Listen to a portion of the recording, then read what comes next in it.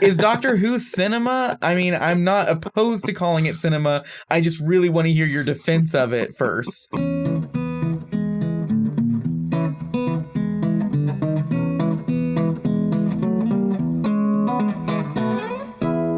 Hello and welcome to A Century in Cinema. My name is Arthur. My name is Andrew. And this is a podcast where we watch and discuss a classic film from every year. This week we're in 1968, taking a look at Once Upon a Time in the West, from director Sergio Leone. For any new listeners, you can find where our movies are streaming or available to rent online in the link in our show notes. Go check it out. I myself watched this one on Hulu. Andrew, where'd you watch it? You know I got this one on Blu-ray. It's beautiful, beautiful piece of art. And don't forget to give us a really strong rating, 5 stars preferred, on Apple Podcasts, and leave us a little review just so we can be seen by other people who might be interested in our podcast. It just helps us reach more people, and we really appreciate it. Thank you so much, everyone. I want you to tell me what's happening in 1968 while I drink my throat coat tea because of all the Utah smoke. I got you. 1968. Okay, so up until recently, I think one could point to 1968 as one of the worst years in recent American history. And okay, obviously we're focused and biased towards American history. Andrew, you and I, in America. I would agree. I'm sure there are worse events around the world, worse times in other places that you could point to. Probably even a lot of Americans could point to other years that were terrible, but 1968 is quite a year. All the social optimism and that feeling of cultural revolution of the 60s just seems to break down. Martin Luther King Jr. is assassinated. In a hotel, yeah. Riots break out. It's terrible, devastating loss. You have President Johnson saying he's not going to run for re-election. And the popular up-and-coming replacement in the Democratic Party seems to be Robert F. Kennedy. Bobby Kennedy, brother to JFK. He's young, he's anti-war, he's pro-worker rights, but he's assassinated too. The Democratic Convention is underscored by violence when protesters are broken up and beaten by police on live TV. We're kind of used to that now, but I imagine in 68 it was kind of new. And to top it all off, Richard Nixon wins the general election. The war in Vietnam is defined by the Tet Offensive, when North Vietnamese launch a coordinated surprise attack successfully against American forces. And then there's the My Lai massacre. I think I'm pronouncing that right. It is a truly shocking war crime carried out by U.S. forces. My Lai is covered up for now, but when it comes to light next year, it sparks global outrage and even more opposition to the Vietnam War. Oh, by the way, Soviet Union invades Czechoslovakia. Oh, wow. And there's a flu pandemic going on in Hong Kong. I'll mention a couple things that are sort of palate cleansers, depending on how you look at things, I guess. But NASA's Apollo missions are going well. The Soviets' own spacecraft orbits the moon. It actually carries little life forms, worms, around the moon. The Beatles released the White Album. One of the most underrated Beatles song I love so much. Everybody's got something to hide except for me and my monkey. I don't think I've ever heard that one, actually. It's on White Album. It's so good. Cool. Okay. And I think that one also has While My Guitar Gently Weeps. Oh, and lovely. I know it has Obla Di Obla Da, another one of their best songs, if not their best song. Nice. So I love that album. Anyways, continue. No, then you got the Rolling Stones. Now, in general, fashion is very cool right now. I like the late 60s look. I think Mad Men. Is this like mod? M-O-D? I don't know fashion terms. Yeah, we don't know what we're talking about at all. Let's make sure that's mod style 60s. Yes, this is exactly what I thought. Well, cool. So big year. Mm-hmm. What do you got for film history? Anything going on? Oh, so many great films this year.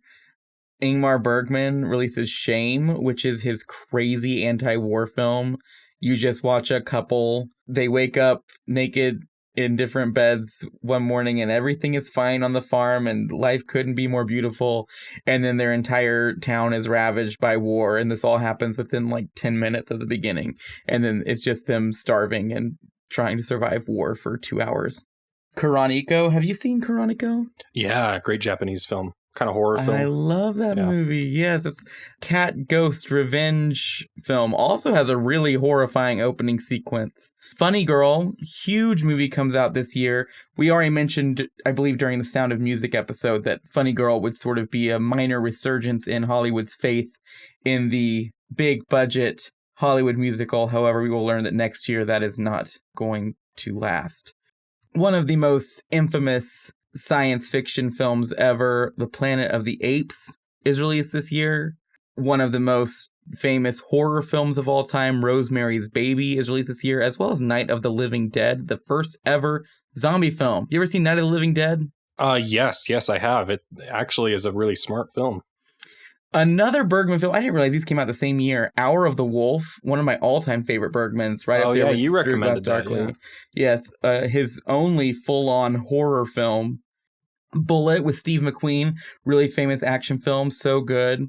Barbarella with Jane Fonda. Jane Fonda coming onto the scene. She has a lot to offer Hollywood, and this is sort of the beginning of her being super famous, but this is not what she would be famous for later in her career.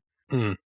And I don't know if we have one officially on the list, but I know I'm going to be watching Klute with Jane Fonda in it to set up for All the President's Men. And I recommend you join me on that. Okay. The documentary from Agnes Varda on the Black Panthers is released this year. Really beautiful piece. It shows it was really interesting because she was visiting San Francisco to stay with her uncle.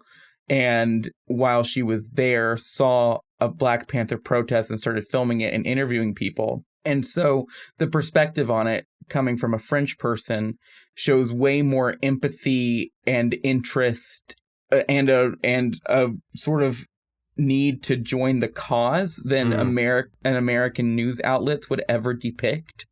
So it's a really fascinating film from its time. Highly recommended. That reminds me that at the Olympics this year, the medal winners hold up their fist in the Black Power sign. It kind of becomes this international symbol that everyone sees for a while. Wow.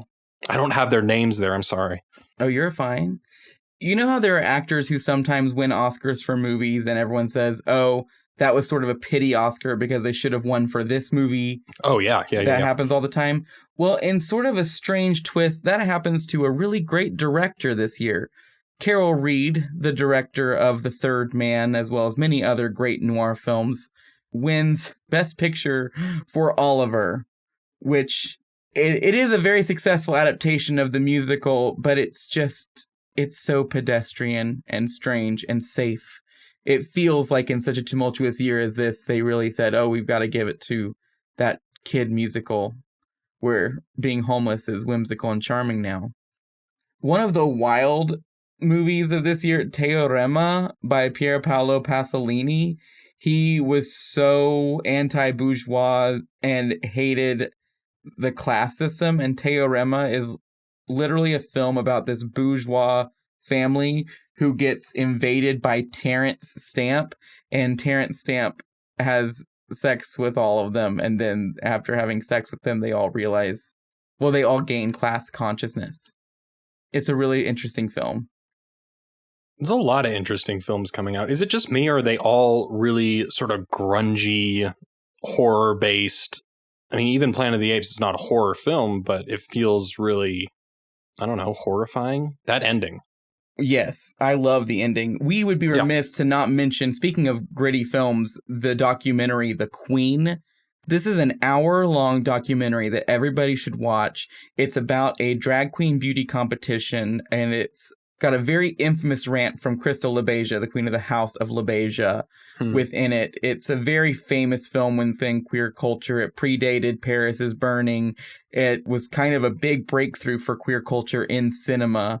But this is a really great film. I actually see that it's on Netflix right now, which is fascinating. So as of August 11th, it's on Netflix. all of your gay friends either love it or haven't seen it yet. Those are the two options. I'll point out. Yeah, please. There's so many. There's a lot. Death by Hanging. Oh my God. Let me take Monterey the Pop baton. Festival. Sorry. Lion in Winter. Oh no. I'm losing it. Over in Japan, Toho decides to end the Godzilla series with Destroy All Monsters, which, if I were to compare it to something from today, is sort of like the Avengers Endgame of the monster kaiju genre in Japan. However, they still keep making movies after this. Any franchise can't just end with the biggest, best thing. It's got to keep going until it's withered and died. Godzilla and that genre are facing the same sort of turmoil that Hollywood's facing, competition from television, and there's just less people going to the movies. So the movies from here on out are going to get smaller and smaller. You know, there are so many. Gosh, I should have really looked at this. This is insane. But one that I absolutely have to bring up because I have a very tender memory of it with you.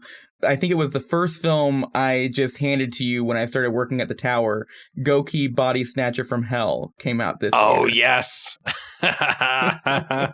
This is one of my favorite Japanese pulp horror films. The plot is so silly and ridiculous, but they dedicate it to it so strongly that it becomes one of the craziest horror movies you can sit through.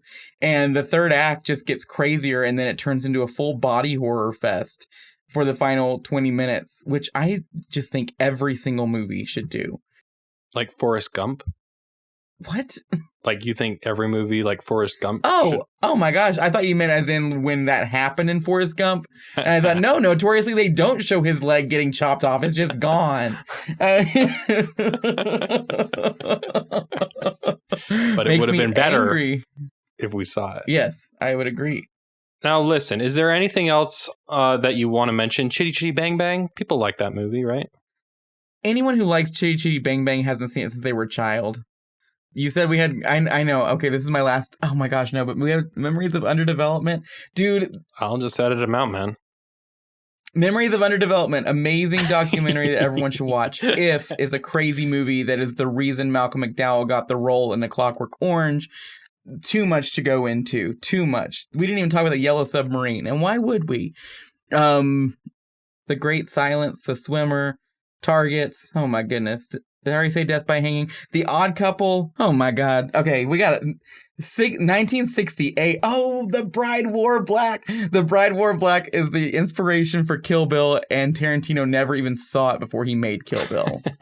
And it's awesome. I'm not kidding. You'll start off and you're like, oh, this is literally Kill Bill. But he said that he's never even seen it. Why are there so many good movies? Is it that the Hays Code is dead and now people are just like, ugh? Yes, that it feels like it, right? I mean, Fando Elise, the beginning of Jodorowsky's career. You think Jodorowsky would have a career if the Hays Code was still around? Okay. Space movie. Yeah, I'm getting lost. There is a big space movie, but we'll come back to it. Yes, there's a very large space movie. There's also a very large Western movie. Yeah, it's like crazy that we haven't even gotten to the two big pillars of our episode, and yet there's so many to talk about. But yes, Once Upon a Time in the West, Sergio Leone. You got us, Arthur, on this plot? I do. Once Upon a Time in the West. Quite literally. It's the American frontier. During the construction of the Transcontinental Railroad, we follow Jill McBain, a newly married woman who arrives from New Orleans to meet her husband and his family. Now, it's important to note that everyone in this movie is an archetype. Jill is the hooker with a heart of gold. You see this character in a lot of Westerns. Jill's husband owns a ranch out in the desert. But when Jill arrives, she discovers that her new family, they've all been killed. In fact, they were gunned down by the bad guy, Frank. Frank is a malicious gun for hire, working for the evil railroad tycoon, Morton, who wants to build a railroad through Jill's husband's property. Well, now Jill is the legal owner of the land, and she's in danger. Frank frames an outlaw named Cheyenne for the family's deaths, but Cheyenne actually teams up with Jill to take down Frank and the bad guys. At the same time, Frank's men are being hunted down by a mysterious man with no name. who plays a harmonica as he wanders the desert in search of Frank. Oh, that'll get stuck in your head. Harmonica also forms an alliance with Jill and Cheyenne in order to take down Frank and the railroad tycoon. Now, Andrew, I'll admit that I don't want to write down all the details of the plot. Lazy podcaster. Listen, there are shootouts, train heists, action set pieces, a lot of really grand operatic music cues. And Jill seduces Frank at one point. But Jill moves quickly to build her own train station in order to secure her plot of land, which is the only source of water for the railway in the region. That's why it's so vital. In the end, Harmonica and Frank have a standoff where it's revealed through flashback that Frank killed Harmonica's brother when he was just a boy. So now Harmonica is out for revenge. And after like 15 minutes of circling each other, bang, Harmonica shoots him dead. Cheyenne the outlaw kills Morton, the railroad tycoon, but unfortunately he's mortally wounded. Harmonica, the man with no name, disappears into the desert, and Jill, the hooker with a heart of gold, successfully constructs her train station. Andrew, I understand that we're getting a rather fresh take. From me? Yeah, from you. Well, I do. I really enjoy this film. The reference here being that I just finished this film like 30 minutes ago, but I've seen the film before. Yeah. So it's not like you, where it's literally the day of the podcast and you haven't seen it before, and then you're like, I just watched it 2 hours ago. Yeah. But it held up. It held up, right? Oh, yeah. I think this is a wonderful film. I mean, like almost a quintessential Western. It's like a throw up of all of the American Western stereotypes because it comes from this sort of authentic foreign perspective of somebody who loved Westerns as a child. And I love a slow build. You know how much I love a slow build. I mean, we're going to be talking about that later. That's the movie. That opening 20 minutes, you start to think, is this going to have a plot, or is this going to just sort of be a mood piece for 3 hours? But then once the plot really starts getting in and the music starts kicking in, because the first 10, 15 minutes of the movie don't really have any scoring. And once the music starts kicking in, the whole movie builds up and explodes. And I feel like once the plot gets going, this is such an entertaining and fun movie. And yeah, I love so much about this. I love all 4 of the performances. Claudia Cardinal as the hooker with a heart of gold. She was in 8.5. Yes, she played herself in 8.5. And she's sort of the muse actress that he wants to cast in the film. Whenever he sees her, he says, "Oh, Claudia," and she's so lovely. And then Henry Fonda as the villain, a role that he very rarely played. I know him mainly from 12 Angry Men. Plays the guy who's pleading with everyone else to, change the verdict. He's such a good guy in that film. He's like a bleeding heart. And here, oh my God, he's a monster. Yes. Charles Bronson as the quiet hero, sort of the Clint Eastwood stand-in for this Sergio Leone film. Yeah, for sure. And of course, Jason Robards as Cheyenne. I think it's such a great emotional performance. And he had done a few other Westerns as well, and this was also sort of against type for him. So I really like that everybody gets to play against what they normally got to play in film. And I mean, that's not even getting into the production design, the locations. I mean, this movie is insane. It does not look humanly possible to make a movie like this in, say, 2021. Yeah, when the camera first cranes up and we see the town laid out before us in all of its glory with the Morricone score in the background, I mean, it's just beautiful. It's something else. Yeah, I love it. This film does build up like no other film. Sergio Leone does build up like no other filmmaker. Right? Like it's all just winding up tension. I've mentioned before in the other Western episodes that we've talked about how much I think action scenes are really defined by that period of winding things up. That's where the real pleasure of the scene is. So this film is so fun because it's all escalation.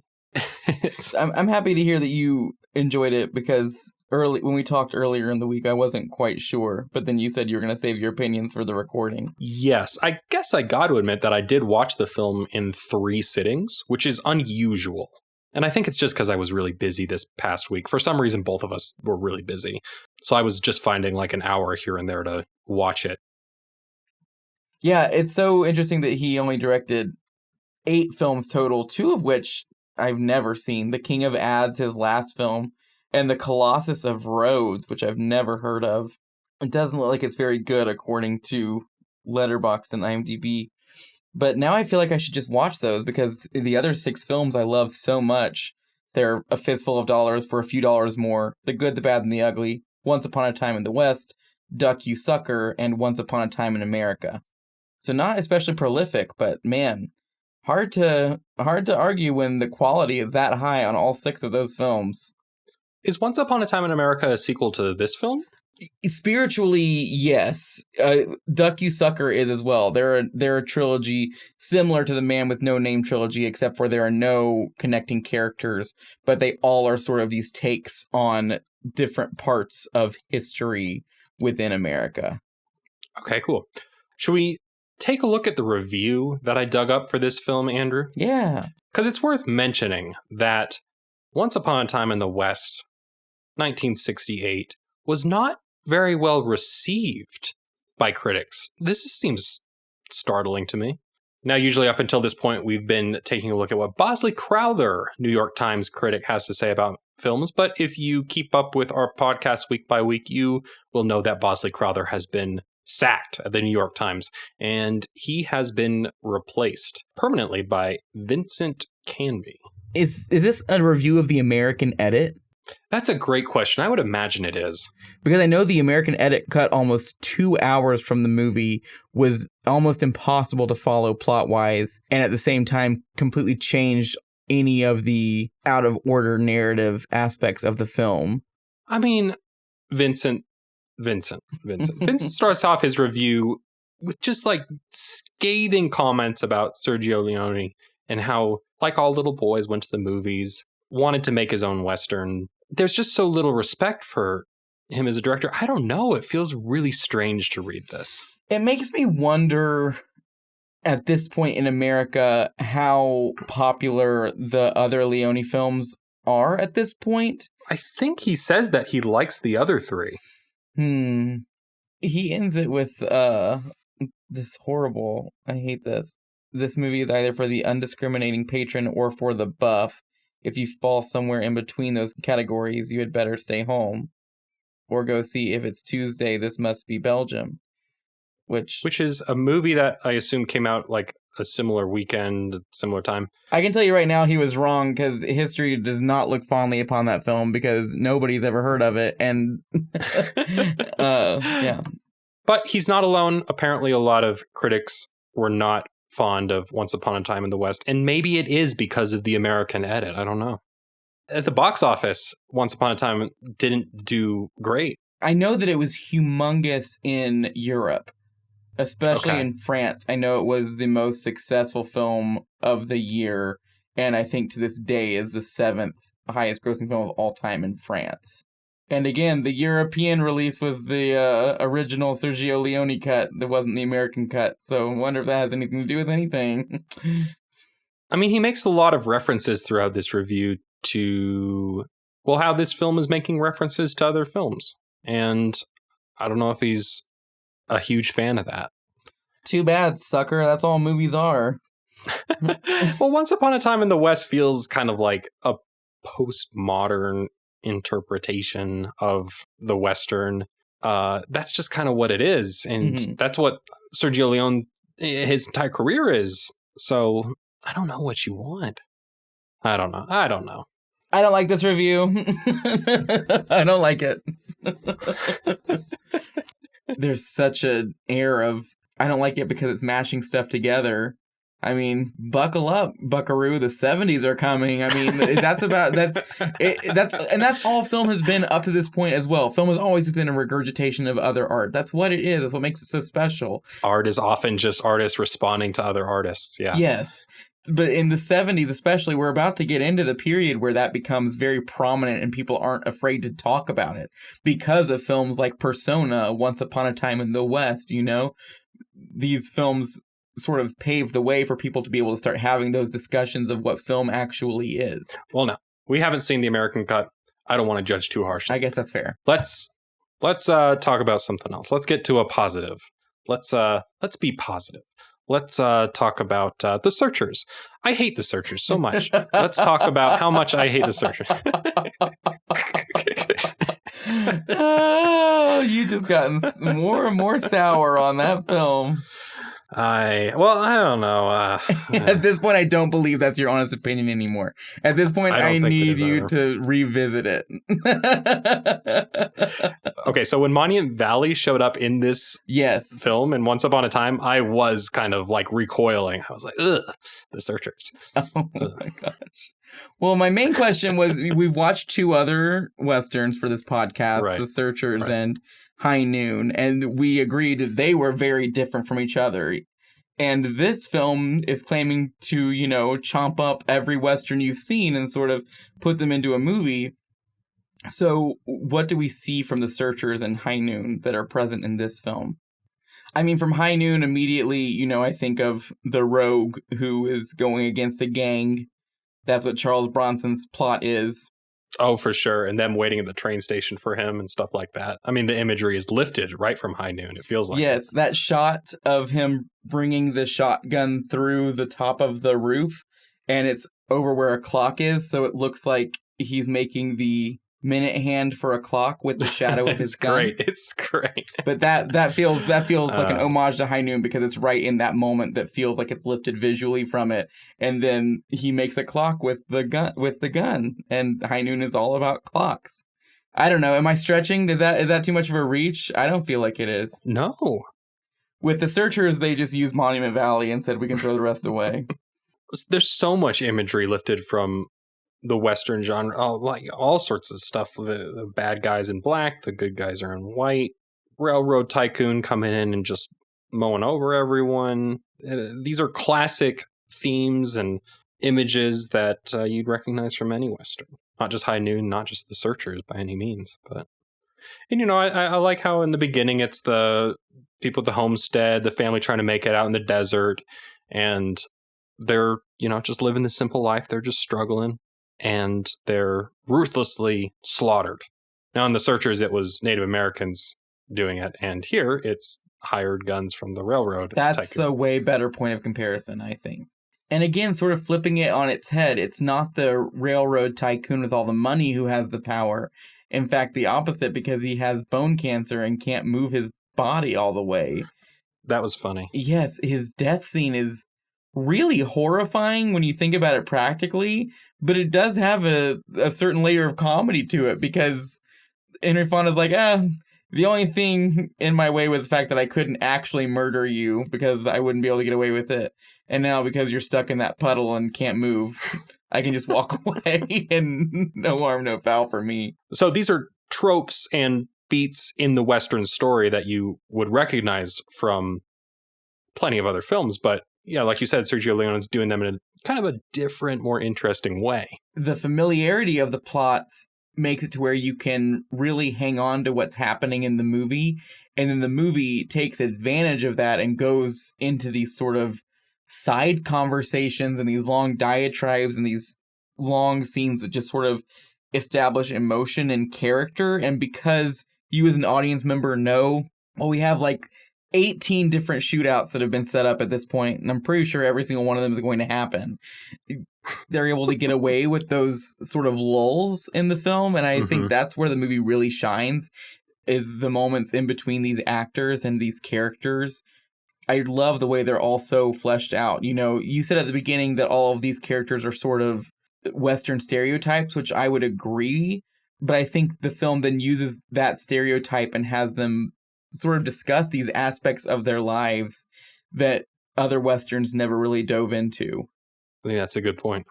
No one's really, even the protagonists in this film, they have selfish motivations, and they aren't these cut and dry good guys. I mean, they set up this whole love triangle between Cheyenne, Jill, and Harmonica, but then the film is sort of able to say, what doesn't make any sense? love triangles, because why on earth would she end up with harmonica? It's so funny because you only feel that setup of the love triangle because there are three people and they are both clearly attracted to her, and that's what movies do.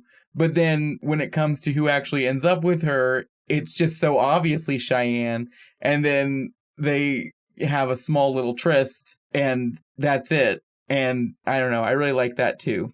She ends up by herself. Yes. Really. That's the coolest part, is that not just because Cheyenne dies, but because she wants to. She wants to be on her own. She wants to be independent. And that feels like an homage to Johnny Guitar. I love that film. And that whole movie is about Joan Crawford saying, you know what, this is my land. I might not have a man here to do what these men want, but I am here and I own this land, and I'm going to make sure this train comes through my town. And so, I don't know, she gets to have a little Johnny Guitar moment at the end where she gives all the workers water and is sort of the head honcho of this whole operation. It's awesome. Hell yeah. Now, the spaghetti western as a genre feels so weird to me, and it basically is all helmed by Leone. Is there any other director out of Italy or anywhere in the world making films like this? Yes, but don't ask me that question. I don't have names for you or anything, because the Django films have all been coming out, and I don't know who directed those. I would definitely say Sergio Leone sort of defined what the spaghetti western was with A Fistful of Dollars and built upon that throughout his career. Interesting, because the spaghetti western is seen by some as sort of a parody of westerns, which I guess even this film is almost a parody of western if you're looking at parody from a more clinical standpoint. But that's what I like about this film, is that it takes that idea of a spaghetti western and says, you know, you can still flip a western on its head and have a very almost somber film with really deep emotional beats and really well thought out characters. Not to say there aren't deep emotional beats or well thought out characters in his other films. It's just this one is making a point of it. Yeah, I mean, the title alone kind of alludes to this grand myth of the West, what it is, what it was, how it's disappeared because of industry moving in, pushing it out, and the kind of people that disappeared with it. Anyways. And it's interesting, too, because after The Good, the Bad, and the Ugly, Sergio Leone had no interest in making another Western. And this film, it was a Paramount deal, and they were looking at other directors, including the up-and-coming Bernardo Bertolucci and Dario Argento, who both provided story beats and helped with the screenplay at the end of it.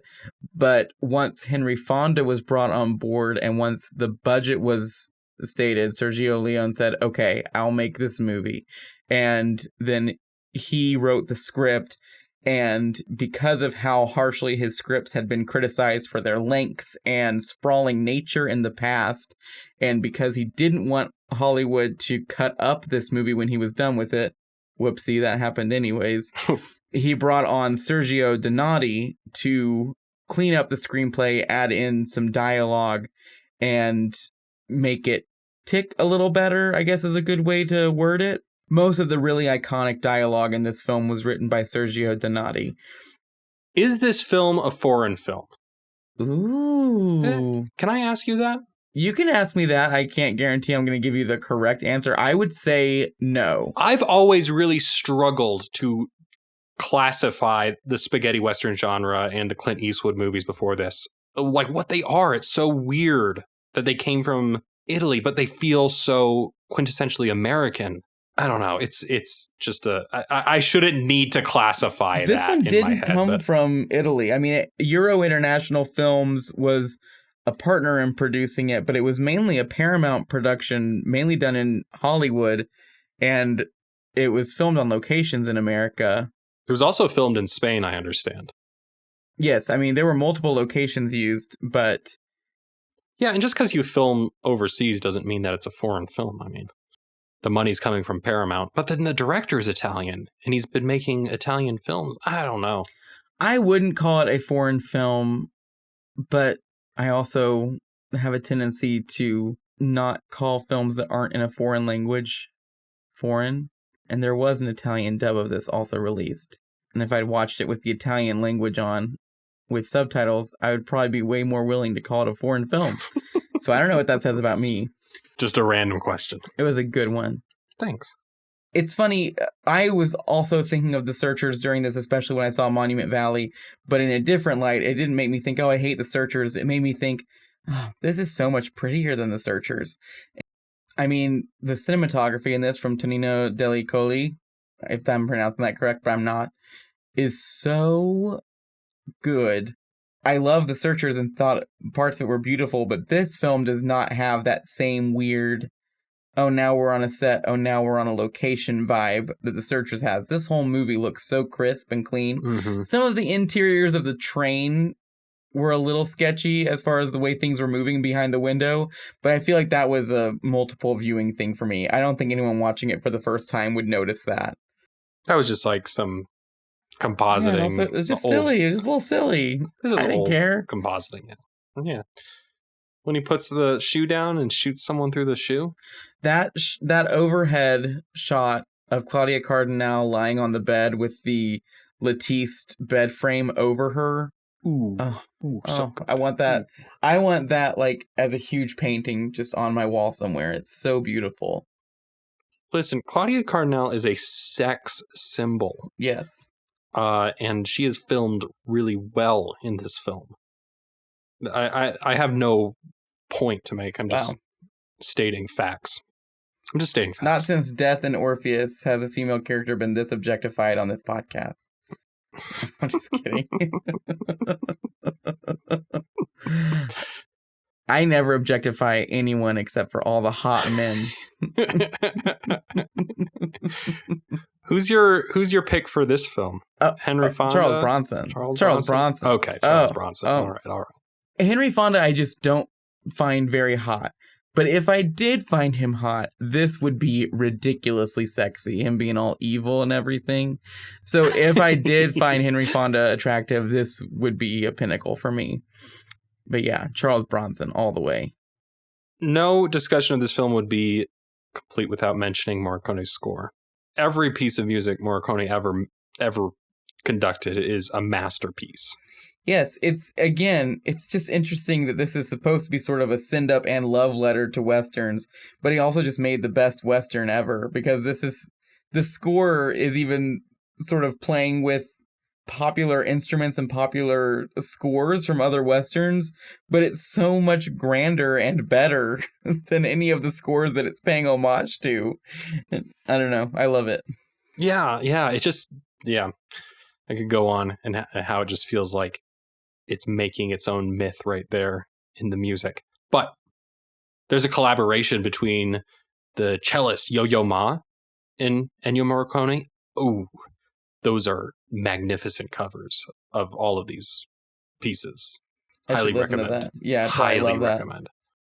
But of course, the original recording is perfect as well. You just said this was the best Western ever. Want to stand by that? I was making a sweeping statement, in lieu of the sweeping score we were discussing. It's got to be a top 5 for me, for sure. Yeah. I would state that clearly. Number 1, maybe, but I would want to go back. And also, you know how much I hate making those kinds of lists. I say top 5, but I'll say my top 5 Western for 20 Westerns. And I mean it from my heart for all 20 of them. I know you do. But I think this film encompasses the themes of the genre, and I think it really demonstrates what I love about Westerns. And I've talked about it before when we were looking at High Noon and The Searchers, but just the mythology behind these stories and the American frontier, I just love it. Mm-hmm. So yeah, highly recommend to anyone who even has a passing interest in Westerns as a genre, even if you don't love them. I'd say check out this film because it embodies the best of Westerns. And also, if anyone is a fan of Quentin Tarantino films, but hasn't watched a lot of the source material, this is a great film to check out because you can tell that Tarantino has a huge heart for Sergio Leone. Oh, yes. Once Upon a Time in Hollywood is literally him taking sort of this formula of how a movie can work and applying it to Hollywood in the 60s when this movie was made. Yes. And then just the general like pacing of a lot of his scenes and the characters in his movies. It's kind of funny that he is this postmodern filmmaker, true, taking from this postmodern Western from the day. Again, it's just artists responding to artists all the way down. Yep. Well, cool. Great. We both loved it. But we have a second film to talk about, Andrew. 1968 brought to us Stanley Kubrick's 2001 A Space Odyssey, widely considered to be one of the greatest science fiction films of all time. And you have said on this podcast and to me that it is your favorite film of all time. But I've heard that about a couple of films, I feel like. I do say it. I say it about 2001 A Space Odyssey. I say it about All About Eve. I say it about Hausu. Ooh, yes, Hausu. And I say it about Decalogue. Those really are the four that I kind of go between. Those are the four that if you bring up any of those four and I'm in the right mood, I'll say, oh, that's my favorite movie ever. Right. So my first question, if 2001 actually is your favorite movie of all time, the answer is yes, but only when you're in a certain mood. What is that mood? I would say 2001 of those four gets it more often. I have a very special connection with that movie. When I was young, as I've mentioned on this podcast before, there were a lot of films I was not allowed to watch. 2001 A Space Odyssey was one of them, and I didn't even know why I was so attracted to the movie or why I wanted to watch it, outside of the fact that I was obsessed with space. I had this huge mural on my bedroom wall that was Saturn and its rings. It was a NASA Hubble telescope photograph. I was the really stereotypical kid, wanted to be an astronaut when I grew up. So I think that was my main desire to see the film. And as the people in our generation out there, we ain't kids anymore, will remember there was this really horrible website called limewire.com. It was a really easy way to download stuff for free, and it was also the easiest way to get a bunch of viruses onto your computer. But we didn't know what we were doing back then. We were young. I was terrified of LimeWire for what it's worth. Oh, I was all over it. I destroyed that computer. It was over for her. All right. So I assume you got 2001 off LimeWire? Yes. Well, I originally was just doing it to get music that I wasn't allowed to listen to, and I had an MP3 player. And then I was given an iPod Classic for Christmas one year, which had a little screen. So I downloaded 2001 A Space Odyssey. It was the first movie I watched on my tiny little iPod Classic screen underneath my bed sheets with my headphones in. And I loved it. I was crying during parts of it. And, it's just this tiny little iPod screen. It's nothing big at all. But I watched it so many times on that iPod. I loved it so much. And, of course, now I've seen it on Blu-ray, I've seen it in 4K, I've seen it in theaters 8 times. My favorite screening ever, I was at the Castro Theater in San Francisco, and this was the most recent 4K restoration that Christopher Nolan oversaw. And my friend Nathan, a loyal listener to the podcast, you know Nathan. Hi, Nathan. He had asked one of the employees at the Castro Theater what the best seat in the theater was, and then had reserved it for me. And it was just right in the center of the theater. It was a beautiful view of the screen. I cried like I'd never watched the movie before, even though, at this point, we have to be in the 40s or 50s with how many times I've watched that movie. I have no idea how many times I've watched that movie. Listen, there are some movies that the more I watch them, the more they make me cry.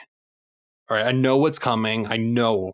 But yeah, it hits me on an emotional level the more I watch it. And 2001 is that for you. That's really strange to hear because this film feels so cold and distant sometimes. It's been a couple years since I've watched 2001, but I wouldn't describe it as an emotional experience, at least for me. So I'm curious what strikes you emotionally about 2001. Nothing within the plot or the emotions the film itself is trying to elicit. That's for sure. Because I do think the film is a little technical and a little cold. And I don't think there's anything wrong with that.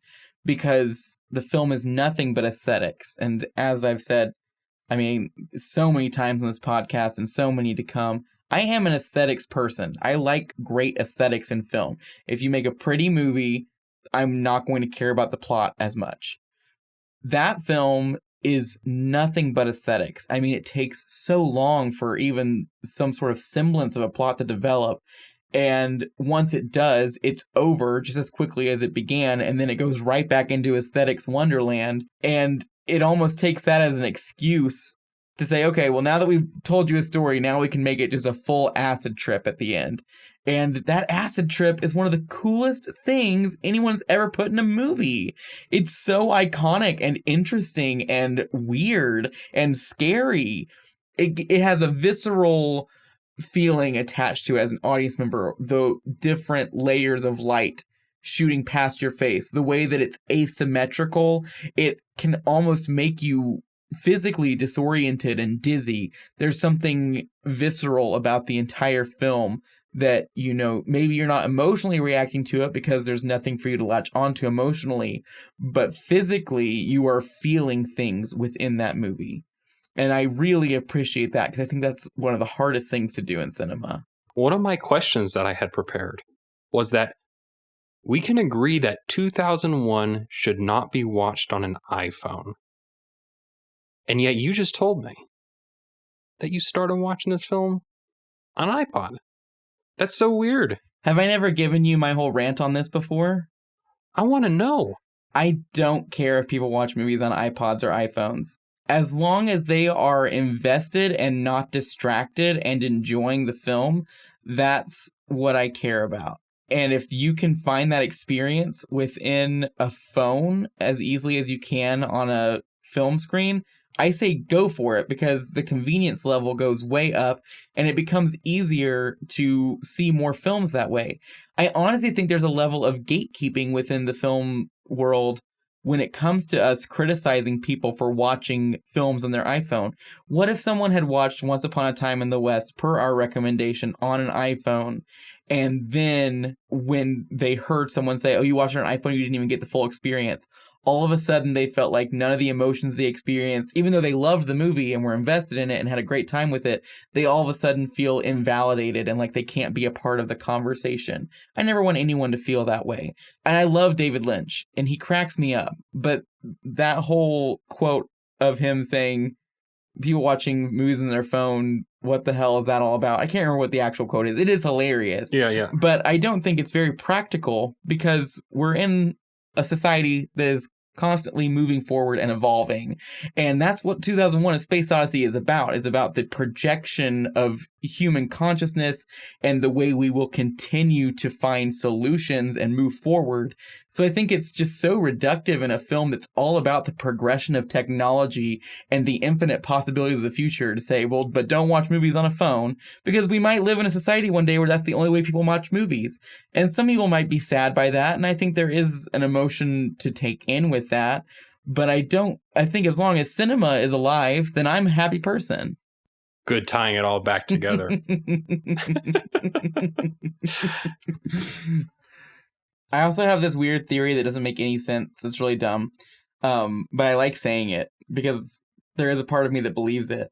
That when you're sitting in a movie theater and the amount of space of your peripheral vision that screen takes up is equal to the amount of space the peripheral vision that your phone takes up when you're holding it close to your face to watch it. I mean, yeah, at some point, the outside world just kind of dissipates and you're just watching a movie.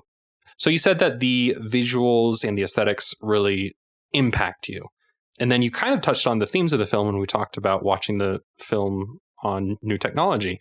But is there something about the message and the philosophy behind this movie? Because there's a lot of ideas going on in 2001. Is there something about all that really strikes you? There's something interesting about 2001 when it comes to its perspective on the individual.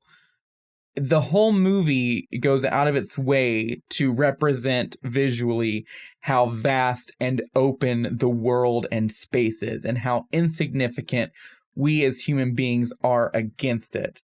However, the opening sequence, when it's showing that same vastness within the inner complexities of the social behaviors of apes, then culminates in one ape being the one that figured out how to use a bone as a tool. And then, of course, the bone infamously turns into a spaceship when it's tossed into the air.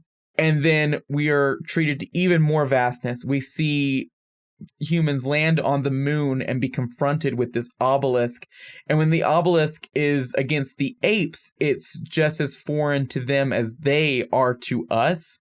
And so the entire movie feels very strange and foreign, and we don't relate to it.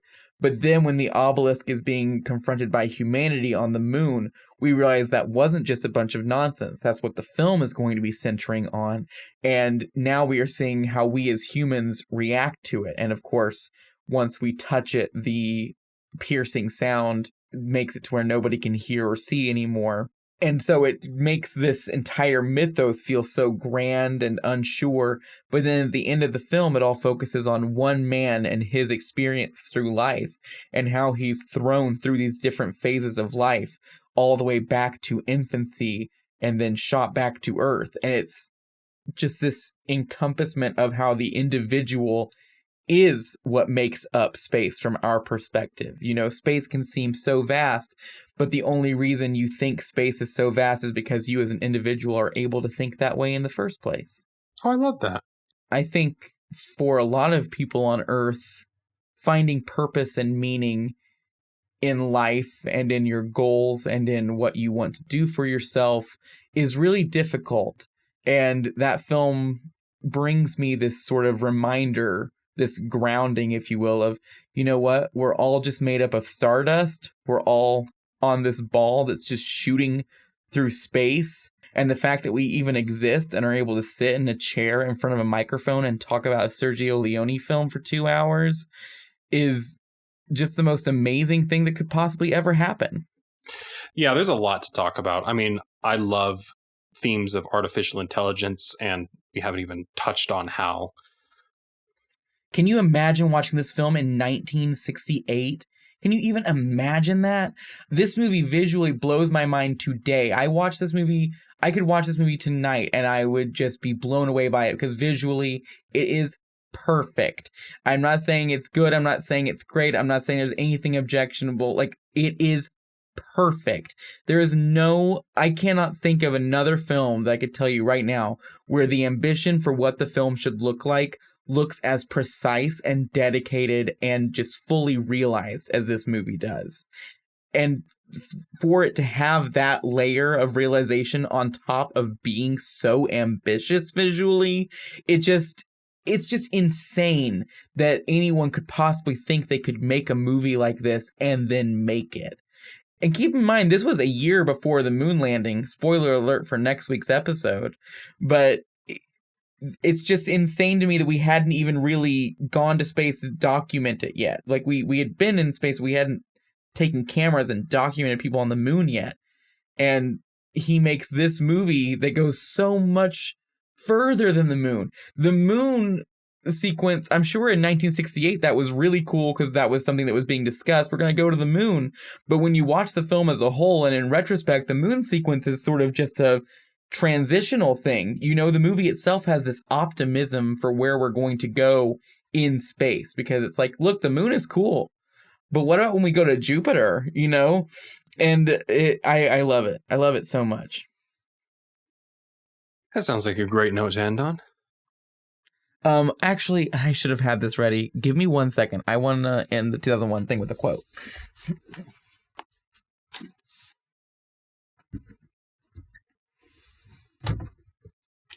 I'm going to read a whole chapter. No, I'm just kidding. This is the first review in the first compilation of Roger Ebert's The Great Movies. All right, so 2001. Only a few films are transcendent and work upon our minds and imaginations like music or prayer or a vast belittling landscape. Most movies are about characters with a goal in mind, who obtain it after difficulties, either comic or dramatic. 2001: A Space Odyssey is not about a goal, but about a quest, a need. It does not hook its effects on specific plot points, nor does it ask us to identify with Dave Boatman or any other character. It says to us, "We became men when we learned to think. Our minds have given us the tools to understand where we live and who we are. Now it is time to move on to the next step, to know that we live not on a planet, but among the stars, and that we are not flesh, but intelligence." Wells me up. I'm not kidding. That's a fantastic way to end this episode. So I think we will. Andrew, would you recommend 2001 to our audience? It's okay. Okay. Loyal listeners, what are we watching next week? Next week we are getting into the American independent film scene with Easy Rider. And for next week's episode, we'll also be looking back on the 1960s and doing our usual retrospective on the decade. That's always a little fun. I like that. Like I said before, check the show notes to see where you can find Easy Riders streaming or to rent. I see it's on HBO Max. Easy, good. If you enjoy the episodes, feel free to leave us a rating on Apple Podcasts. And a review. Love the reviews. Love listening to you guys. Yeah. Give us any rating you want as long as that rating is 5 stars. As always, a huge thank you to my friend Nathan Royal for our show's music. Thank you very much. Andrew, I'll talk to you next week. Talk to you next week, Arthur. Love you, man. Love you too. I just want to give a shout out to all our Patreon members who keep the show running. Thank you all. You too can become a patron and get access to bonus episodes linked down in the show notes. You're listening on YouTube now, so like and subscribe and comment down below. Tell us if you've seen the film. What did you think of it? Did we miss anything?